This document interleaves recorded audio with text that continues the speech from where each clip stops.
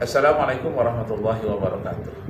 Nasrullaha syukran katsiran bi qiraatil hamdalah ala hidayatihi wa taufiqihi alladhi nahnu na'isu biha wa nusalli wa nusallimu ala Muhammadin ala juhdihi wa bazlihi litablighi syara'illah hidayatan lana. Amma ba'du, askurukum syukran jazila ala ma'asa'idatikum bil huduri fi hazal fasli sa'ufasiru alaikum wa aziddini khutbati ala lughatil Indonesia khususan. Bapak Ibu saudara-saudara sekalian, hari ini kita akan membahas tentang menangis untuk kepentingan orang lain. Nah, pernahkah kita menangis berdoa untuk orang lain?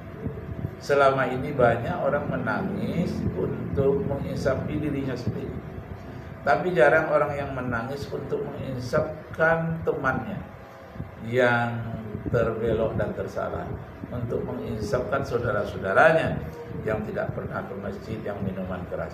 Pernahkah kita menangis untuk orang itu? Ya Allah, dia sahabatku, ya Allah, mereka seiman denganku, tapi mereka masih minuman keras, narkoba, masih pergaulan bebas, ada yang korupsi. Nah, pernahkah kita menangis untuk orang itu, berdoa, ya Allah, ampunkan mereka, ya Allah, berikan hidayah, ya Allah. Nah, jangan kita hanya menangis minta keampunan untuk diri kita sendiri saja, tapi menangislah untuk minta keampunan saudara kita agar dia sadar dan mendapatkan hidayah dari Allah Subhanahu wa taala. Nah, kita dengarkan sedikit, ini ada pengalaman dari orang-orang yang ikhlas tulus untuk saudaranya agar mendapatkan hidayah, petunjuk dari Allah Subhanahu wa taala. Orang ini berada di Indonesia tapi asalnya dari Malaysia. Jadi kalau kita dengarkan bahasanya nanti akan kedengaran bercampur bahasa Indonesia dengan bahasa Melayu Malaysia. Nah, kita dengarkan. Allahu Akbar, Allahu Akbar. Saya hentam orang tak datang masjid, saya tak pernah solat 2 rakaat, saya tak pernah tadah tangan berdoa untuk orang tu, dan saya tak pernah menangis untuk orang-orang tu. Masya Allah. Saya hentam orang yang buat maksiat, orang yang tak semayang langsung. Saya tak pernah solat 2 rakaat untuk orang ni, saya tak pernah tadah tangan berdoa yang baik-baik untuk orang ni, dan saya tak pernah menangis untuk mereka. Sebab tu kita sambut Maulidur Rasul untuk kita kenangkan ini akhlak Nabi sallallahu alaihi wasallam. Firqah terbesar saat ini dari kelompok. Jadi Bapak Ibu Saudara sekalian, kita menangis itu meneteskan air mata karena kecintaan kita terhadap saudara-saudara kita kalau dia tersesat, agar dikembalikan ke jalan Allah. Coba kita simak bacaan sholat jenazah pada takbir yang keempat. Takbir yang keempat, Allahumma la tahrimna ajrahu wa la taftinna ba'dahu waghfir lana wa lahu wa li ikhwanina alladhina sabaquna bil iman wa la taj'al fi qulubina ghillan lil ladzina amanu rabbana innaka ra'ufur rahim. Penekanannya adalah wala taj'al fi qulubina, janganlah engkau jadikan sesuatu di dalam hati kami ghillan, ghilnya rasa dengki atau rasa kurang senang sedikit saja, ghil. Wala taj'al fi qulubina ghillan, jangan ada ghil sedikit pun di dalam hati kami, belum sampai kepada hasad, dengki, mencerca, belum. Ghil, ghil itu saja pun tidak boleh. Wala taj'al fi qulubina ghillan lil ladzina amanu, jangan ada ghil di dalam hati kami lil ladzina amanu. Nah, ini bagus sekali doa ini kita hayati. Wala taj'al fi qulubina ghillan lil ladzina amanu Rabbana innaka ra'ufur rahim. Ya Allah, ya Rabb kami, sesungguhnya Engkau Maha Pengasih, Maha Pengampun, lagi Maha Penyayang. Jadi sifat ghil itu harus kita hilangkan. Masya Allah. Nah, kita dengarkan bagaimana sesungguhnya dalam hidup ini kita berbaik sangka kepada sama saudara kita, dan kita doakan. Katakan dalam mimpinya bahwa saya diperintah seperti diperintahnya para nabi dan rasul. Nah, bayangkan betapa besar pahala yang akan didapatkan dari satu Al-Quran yang kita wakafkan. Allah. Tapi kalau kita Kita sangin, datang dia ke masjid makan minum, habis itu dia pergi, haram. Tapi kalau dia itikaf situ boleh makan apa enggak? Boleh minum enggak? Boleh tidur enggak? Dan tidurnya wajib pakai alas. Makanya Jemaah Tabligh enggak ada tidur di masjid enggak bawa alas sendiri. Alas tidur. Kenapa? Kalau tidur keluar liur yang dari perutnya, namanya liur dari perut, bukan liur dari mulut. Keluar liur dari perut, liur yang keluar dari perut itu najis. Ya. Makanya Jemaah Tabligh di mana-mana saya lihat pasti bawa alas tidur. Nggak mau dia najisnya kena ke masjid. Kan berilmu berarti mereka. Orang bodoh-bodoh. Begitu. Dan mengajak ini tidak mesti alim. Mengajak nggak mesti alim.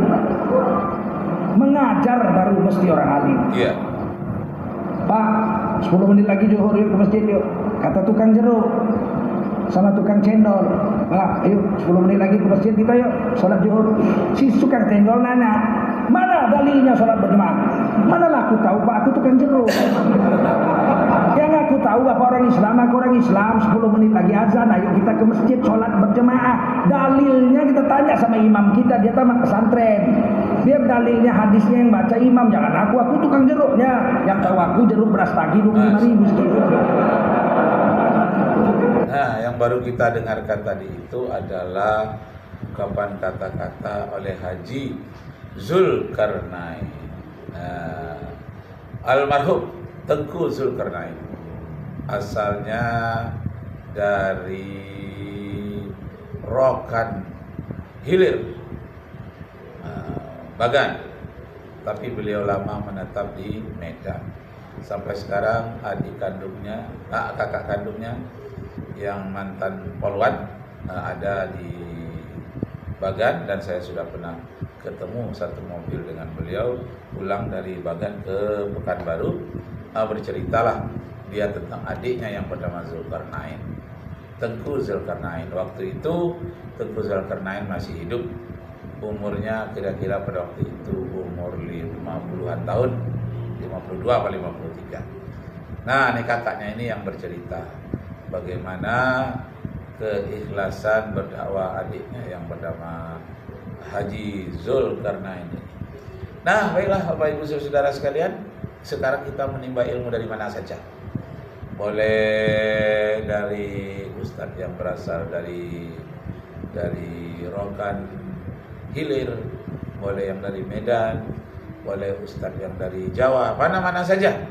Yang penting niat kita lillahi ta'ala, tidak merendahkan seorang siapapun. Kalau ada yang merasanya direndahkan oleh teman kita, kita doakan, ya Allah beri hidayahlah Khalid Basalam, beri hidayahlah Yazid, tapi beliau sudah wafat ya, Jawaz, beri hidayahlah Hakim Abdad. Nah, kenapa? Karena menuntut ilmu ini terus-menerus belum final. Ilmu yang dimiliki oleh Hakim Abdad yang begitu tingginya, masih ada yang lebih tinggi lagi. Karena itu beliau juga sampai hari ini masih belajar terus, masih membaca buku-buku yang selama ini belum beliau baca. Jadi belum ada yang final ilmu para asatis ini. Masya Allah. Nah, kita dengarkan sedikit lagi. Boleh nggak? Boleh. Memang bukan tugas kita mengajar, tugas kita mengajak aja. Yang memberikan dalil ulama yang mengajar. Pak, Bapak aku tengok orang kaya Bapak. Oh, aku ini 7 keturunan orang kaya aku. Bapak orang kaya, kebun sawitku 2000 hektar. Masya Allah, udah naik haji? Belum, naik haji Pak. Mana dalilnya? Nggak tahu aku, yang tahu aku orang kaya naik haji. Dalilnya nanti pergi ke masjid kita tanya sama ustaz kita di sana. Paham? Dakwah itu tugas kita semua mengajar, tugas ulama. Jangan dai dianggap ulama. Dai bukan ulama, dia cuma ngajar. Ayo kita ngaji yuk, di masjid ada pengajian. Mana dalilnya, hadisnya, menuntut ilmu? Mana aku tahu. Yang aku tahu ada pengajian, siapa yang datang kalau nggak kita yang datang? Nanti hadisnya tanyalah yang ngajar lah, kan ada ustadz di situ. Itulah tugas kita sebenarnya. Tapi hari ini nggak boleh dakwah orang yang nggak alim. Padahal Nabi bilang balighu anni walau ayat, satu ayat aja kau tahu udah boleh kau sampaikan, udah boleh kau dakwah satu ayat aja, Fatihah aja. Nah ini dia. Jadi Bapak Ibu saudara-saudara sekalian, untuk mengajak orang tidak harus alim. Yang penting kita ada niat untuk mengajak orang terhadap kebaikan. Saya dahulu tahun 2013 merasa berat untuk naik haji karena biayanya besar sekali. Tapi ada seorang yang orang biasa-biasa saja dia sudah naik haji. Ya kalau kita lihat ilmunya biasa-biasa saja, pembawaannya, pakaiannya biasa-biasa saja. Tapi ada ungkapannya yang sangat luar biasa, betul-betul dari hatinya. Apa katanya? Pak Rakib, jangan takut biaya kita yang kita keluarkan naik haji itu. Semuanya diganti oleh Allah berlipat-lipat ganda.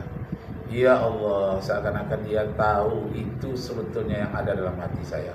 Masalah biaya. Ternyata katanya saya pulang dari haji, Allah ganti begitu banyak, berpuluh-puluh kali lipat. Nah itulah yang disebutnya, itulah yang saya merasakan keberatan naik haji sebelumnya. Lalu saya menabung, dalam waktu 2 tahun menabung.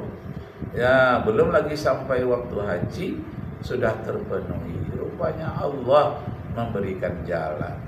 Lalu saya naik haji sampai di Makkah, Madinah. Sampai di Madinah itu ada seorang ustaz, orang Indonesia tapi ikut rombongan Singapura. Itu juga lah yang disampaikannya. Jangan khawatir, Allah berhutang kepada Anda yang telah mengeluarkan uangnya di jalan Allah, akan diganti oleh Allah berlipat-lipat ganda. Ternyata setelah saya alami, benar, banyak sekali diganti oleh Allah dengan tiada terduga-duga. Disebutlah itulah yang disebut dengan wa yarzuquhu min haitsu la yahtasib. Allah memberikan rezeki dari sisi yang tidak kita duga-duga. Dari sini mana kita sangka, dari sini dapat 11 juta, dari sini dapat 8 juta, dari sini dapat 15 juta, di sini 3 juta. Ada saja yang sebelumnya kita tidak sangka akan dapat sebesar itu.